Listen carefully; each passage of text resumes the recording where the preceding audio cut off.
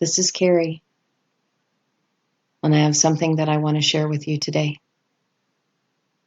I shared this in the Zoom meeting, but I decided to do it as an individual teaching because I know sometimes people see the long videos and don't want to take the time. But maybe this will be something that you will want to look at without all the other conversations as we look at something very, very important here. What is a covenant? From the beginning to the end. Here we have the word for covenant, which is brit, bet resh yod tav. And because many of us have been coming out of religious mindsets, it's never really been truly established for us to be able to see the fullness of what is within this word and why it is so important for us to take a look and comprehend this word, especially when you're listening to teachings that Ken and I do, and mainly more of what I do, because by letter, you will constantly hear me say the mother's covenant and then the father's covenant. And for those of us, if we don't have this definition, then we're going to have our mind made up based on the information that we have taken in, that was told to us, and we are not going to be able to see what the sacred languages are sharing with us about what covenant is. So let's dive a little deeper here. So in Ernest Cline's Book of Etymology, brit is defined as covenant, treaty, and alliance. But when we break it down into the etymology of the English language, take a look at what we see here. So in the 1300s, covenant meant mutual compact to do or not to do something, a contract. From Old French covenant or covenant, convenant, an agreement, pact, or promise. In the 12th century, originally present participle of convenire, agree, meet, and from Latin, convenire, to come together, unite, be suitable and agree. From com, the prefix together, and venire, to come. And when we take it down to another root, it's to go and to come. This directly connects to the Aleph Vav Tav. The Aleph Vav Tav has three ways that it's morphed. Aleph Vav Tav, in its first form, means to agree, to assent, to come. And the Aleph Tav is a summary of the Hebrew alphabet, the Aleph Bayit Ivri. The first and the last, the beginning and the end, that have been connected to their heart within. So the sacred languages agreed to come so we could connect to the heart level, to be pierced within, to connect the first and the last, the beginning and the end. Those who are first shall be last, and the last shall be first. Then it changes to another form that means a sign, signal, beacon, and miracle. Same spelling, different vowel point. But the vowel point change is enough of a significance that it's one who's allowed the consuming fire to raise them up from being poor and destitute, connecting them to their heart so that they could compress light within the circle of time that by which was once hidden, now revealed, finding the narrow path between the light and the dark. They are the sign, signal, beacon, and miracle.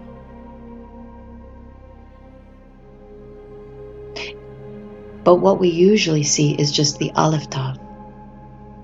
And it does mean the beginning and the end, the Alpha and the Omega, strong leader of the covenant. But when we see it, it just means self. So as the self, we come in a static form of being strong leaders of the covenant. But without having our heart pierced, without connecting the beginning to the end, the Alpha and the Omega, then we just stay in self, which is ego, instead of being a sign, signal, beacon, and miracle that agreed to come together to unite through covenant. Now look at this. When we move down here a little bit further through etymology, in law, a promise made by deed, applied in Scripture to God's arrangement with man as a translation of Latin testamentum, Greek diatheke, both rendering Hebrew barith, through testament, also is used for the same word in different places. So they use the word testament for barit. Think of Old Testament and New Testament here. I will be clearing this up. So when we trace the word barit, it is from the root bara, in the sense of cutting, a compact, because made by passing between pieces of the flesh. Now in the storyline, you may recall that Abraham, through the English narrative, went through and made a covenant. He was put in a trance, a tardime, and a flaming torch walked between the pieces of animals that were divided. This is connected here to this word.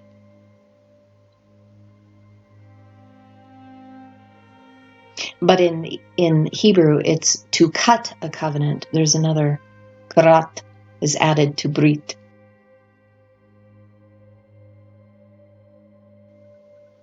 This is known as the covenant of promise. The flaming torch is a seraphim messenger coming to explain for us how this is the fire that is in between the pieces.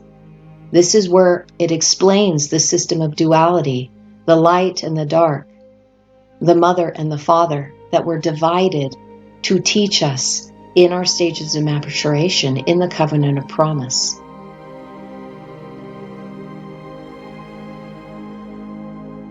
In the ancient days, when they would cut a covenant in this fashion, because of the solemnness of making a covenant and the weight attached to it, they would divide an animal and they would walk between the pieces and they would say, "Let it be unto me as unto this animal if I ever break this covenant with you." Very solemn indeed. Now, I'm not saying that's what we're doing now, because that was ancient practices in a place where consciousness levels were not where they are today. And again, that's just history. That isn't our now. That is something that played out for a time and space in the period it was in, but we find ourselves here and now. So what does it mean to us here and now? What are the languages of light and love, the letters sharing with us? This is the primitive root, and it means to select, to feed, to render clear. And the etymology of render clear is to give back, return, and restore. So the difference that we see the letter He is on here now. I've shared this with you before, but the letter He is a revelation that is of our higher self. And it was removed out of mankind. So when you see the story of Adam and Eve, Adam and Chava, Het Vav He, mankind was separated even from their heart, from the revelation that would bring forth life. Chava, Eve, means the mother of all living.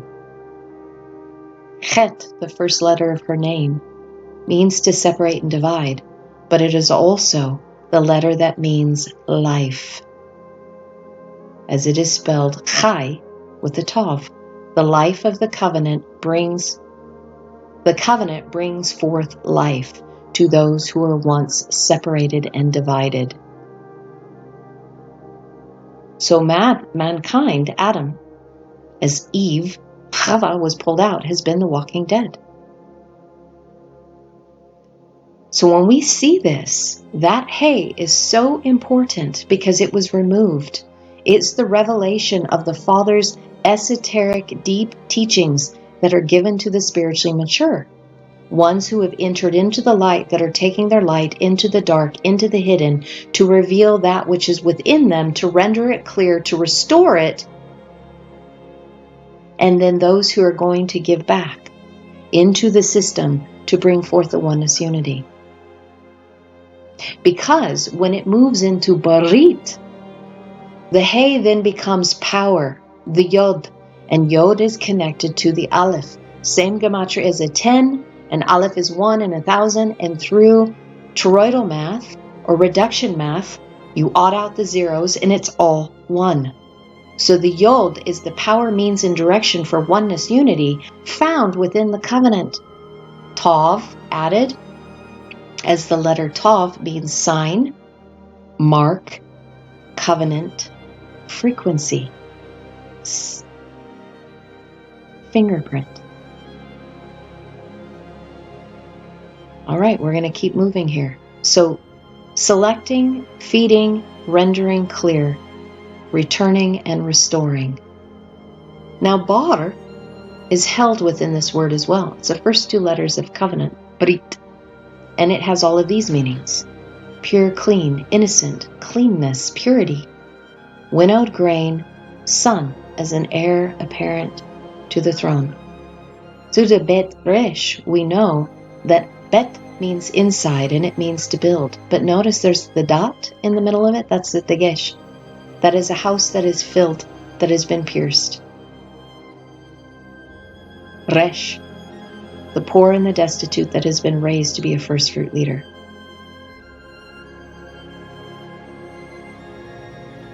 When we see the word winnowed grain, there's a difference between the barley bride and the wheat bride. And anybody who's ventured into the Hebrew roots movement would understand this, because really that movement was taking things back to the agriculture, which much of the writings were based on agriculture, because the time in which it was penned, the Hebrew people were farmers, they were, if you want to say ranchers, shepherds, they grew grain. Agriculture was the way of their living. So the winnowed grain versus threshed grain is the barley. And winnowed is connected to tossing it up in the air and letting the air separate the chaff from the berry, the fruit. And air is the Hebrew word ruach, which is the same word translated as spirit. So they allowed the spirit to separate the chaff from the berry, from the fruit, so it could be blown away. Versus wheat that must be threshed, beaten, to separate the wheat berry from the chaff. So we are talking about the first fruits of the first fruits here, that allowed the Spirit to winnow them, to separate that which no longer served them, because the chaff is the fallen flesh, the fruit is that of the Spirit, which remains, which is eternal, that has nothing to do with the fallen flesh. It has nothing to do with scenarios, with things that we play out, with the masks that we wear. Love, joy, peace, patience, kindness, goodness, gentleness, faithfulness, and self-control. Fruits of the Spirit, not of the flesh. Fruits of the Ruach. And in Aramaic, it's Ruacha, the spirit of oneness that produces the fruit of the Spirit. Those who will build themselves and raise themselves up as being part of the word covenant.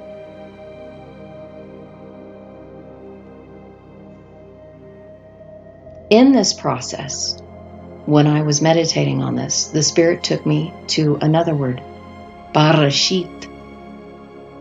Barashit.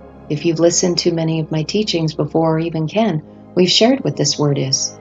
This is the first word that we see penned in Genesis 1:1, translated as in the beginning. But in the was added. This word means beginning. Not in the, that was added for grammatical reasons. Beginning. So if we take a look at our spiritual journey, this is saying, here's the beginning. Beginning. I want to show something to you very incredible.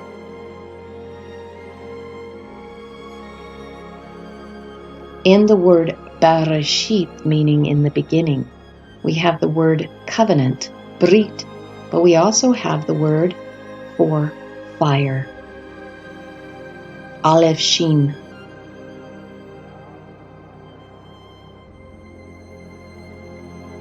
If we were to break this down simply, we could say one who consumes. Now take a look at everything that we see in our life, how everything is based upon consuming. Whether you're purchasing something or you're eating something, everything is based on consumption. What we are doing, though, is that which we consume is that which we choose and select to feed upon. What is it producing? Because this is one that consumes, but it also means one fire. So therefore, that which we consume should be bringing forth oneness unity.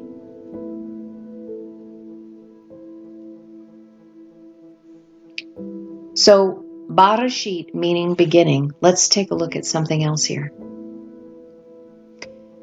Here's another word that is hidden, Rashit. And Rashit means beginning, first fruits, choice, best part, leader, and principality. So the word beginning has Rashit, which is also beginning. First fruits, choice, best part, leader, principality. Right? What's the difference? Well, in Barashit, Bet is added. Bet Tav, the 222. Second letter, 22nd letter. Build the covenant. Build love. Become the daughter. The son is in the process of building while in the fallen flesh. The daughter, Bet Tav, is one who is built and now has the mark of the covenant.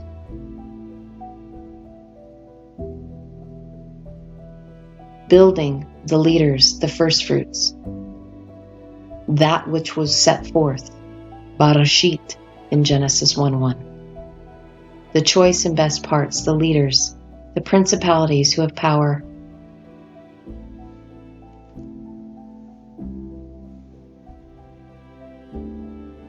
Shin Yod Tav means to set forth a foundation, a fiery foundation that gives us the power, means, and direction, part of the oneness unity to be marked in the covenant, a sine wave signature frequency change, showing that we have the fingerprint of the Father of covenant. One last word, Bara. This is actually the second word in Genesis 1:1. It reads Barashit bara, Weet Elohim. And it means a primitive root, absolutely to create, qualified to cut down, to select, feed as a formative process, choose and create as a creator. So within this word, in the beginning, the covenant of fire, the leaders, the principalities, the heads, the first fruits, are those who are the creators that have chosen, heirs to the throne, that have the eyes to see, that raised themselves up, built themselves on the inside, and see the way of one. This is what was given in the beginning. And what we will see it manifest is the finality of one who was once set apart, who is now together. This was an important piece, and I wanted to make sure that we ended it on this note, to know that in the beginning, the creators, the Elohim, did this so that we could build ourselves, raise ourselves into oneness unity by first experiencing duality and division to see what it is like to live without the oneness unity.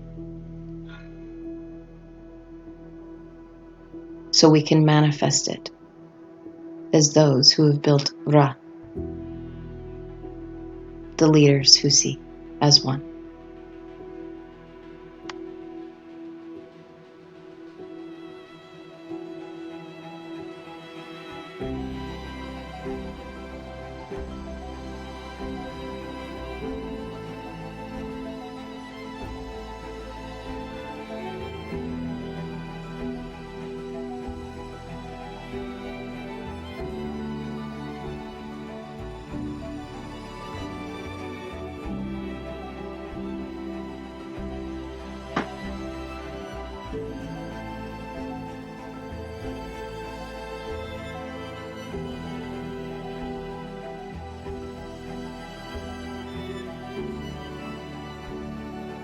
We have the word Barashit in the beginning. Then we have the word covenant, Brit. Well, if you remember how I started this, I said the beginning and the end. We have Achrit. Achrit. The first two letters of Achrit is brother.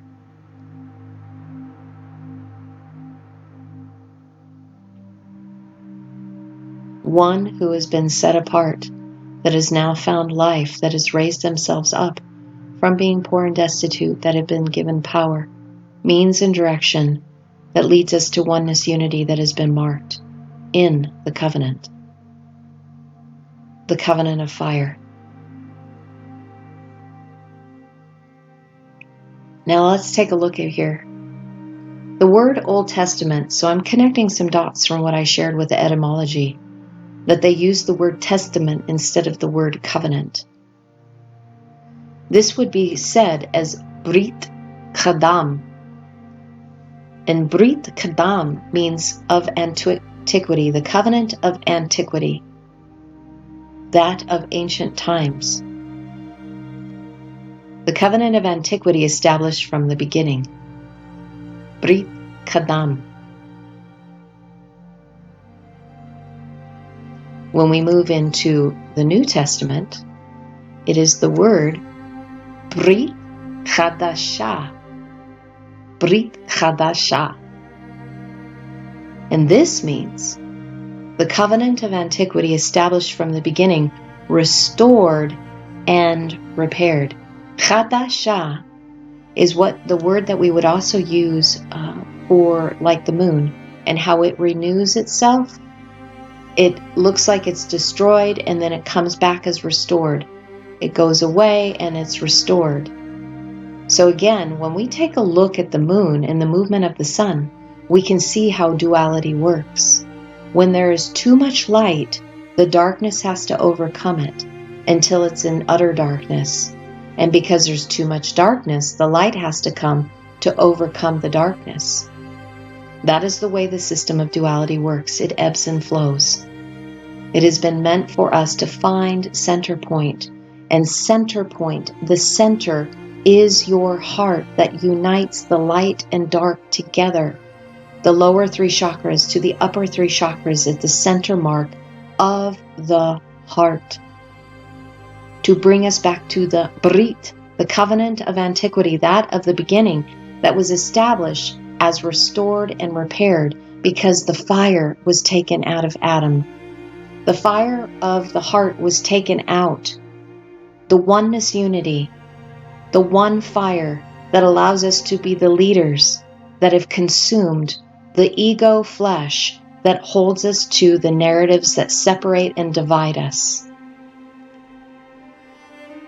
There's only one testament, one covenant. The covenant of fire, the promise that was given that would unite us back into oneness unity. Restoration of all into one. In looking at this, you may, if you've studied Hebrew, know what this is. And some of you might recall it from things that I've shared. This is Eye Asher Eye. I am that I am. I wanted to share this with you because the root, or in the center of Eye Asher Eye, we see the word fire. That's right, the same word that we found in Barashit, fire, with a resh added. This is fire upon the head. This should connect some dots for you. The fire that came upon the head. Oneness unity that consumes the poor and destitute place within that raises us up to be first fruit leaders. And this word asher also means happy and fortunate. Happy and fortunate are those that find the one fire that allows them to become royalty, as the Shin Resh is the word for royalty.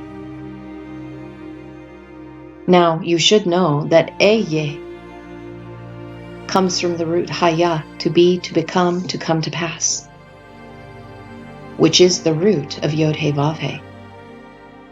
But this time, it has the Aleph added in front. So I am one, as happy and fortunate, that has fire upon my head. One who has become royalty.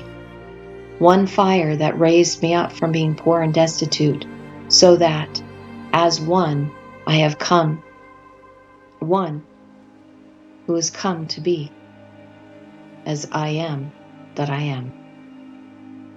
Shalom, shalom, and namaste.